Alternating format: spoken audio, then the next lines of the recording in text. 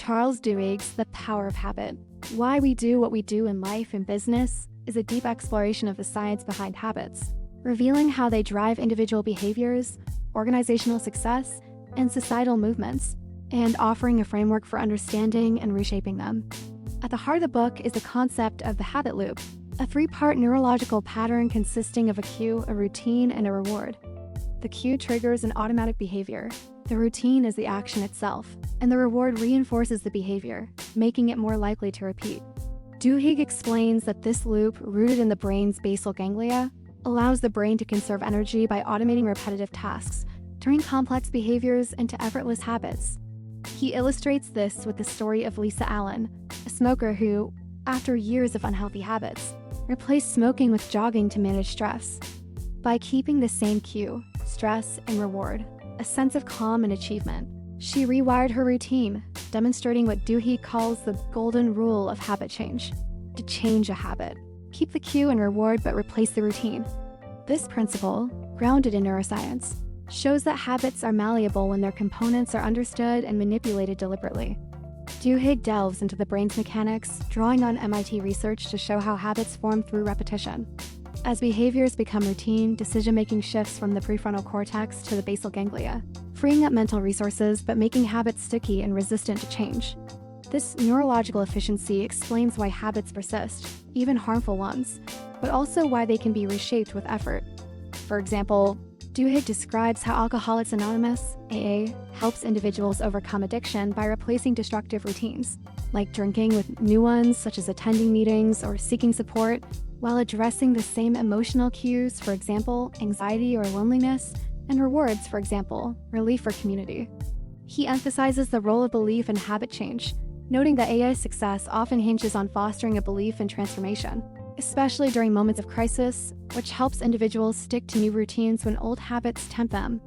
Beyond individuals, Duhigg examines how habits shape organizations, using the example of Alcoa's transformation under CEO Paul O'Neill. O'Neill focused on a single keystone HABBIT worker safety to overhaul the company. By prioritizing safety, he created a culture of accountability and communication, as every safety issue required reporting and resolution. This small habit triggered a cascade of improvements, streamlining operations and boosting profits, demonstrating how keystone habits' pivotal behaviors can transform entire systems by influencing related behaviors. Similarly, Duhigg explores Starbucks training programs, which instill habits of willpower in employees, such as handling difficult customers through rehearsed responses. These routines, developed through repetition, turn baristas into disciplined workers, showing how organizations can engineer habits to enhance performance. These routines, developed through repetition, turn baristas into disciplined workers, showing how organizations can engineer habits to enhance performance. Duhigg extends his analysis to societal habits, using the Montgomery bus boycott as a case study.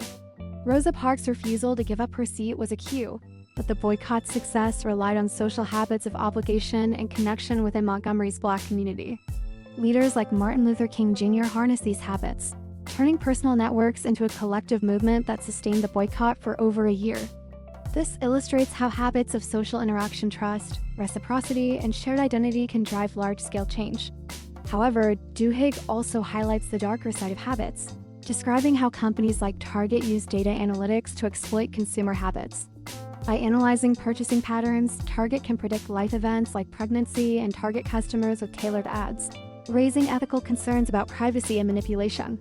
This shows how habits, when leveraged by organizations, can influence behavior in ways that feel intrusive or exploitative. The book emphasizes that habits are not fixed destinies but can be reshaped through awareness and effort.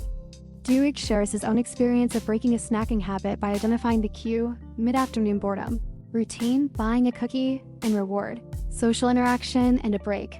By replacing the cookie run with a chat in a colleague's office, he maintained the reward without the unhealthy routine, proving the practical power of the habit loop.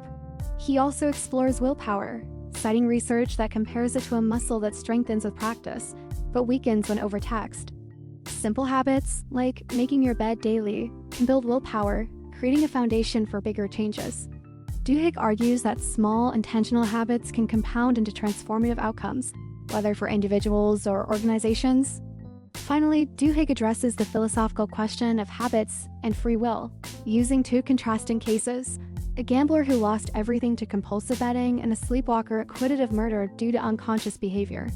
Both claim their actions were habitual, raising questions about responsibility. Duhigg argues that true habits require awareness to change. If we recognize our habits and choose not to act, we are accountable for the consequences. This underscores his broader message. Understanding the mechanics of habits empowers us to take control. Whether it's quitting smoking, revitalizing a company, or sparking a social movement, habits form the invisible structure of our lives. And with insight and deliberate effort, we can rewire them to achieve meaningful change. By blending science, stories, and practical advice, Duhigg shows that habits are both the foundation of our routines and the key to unlocking our potential.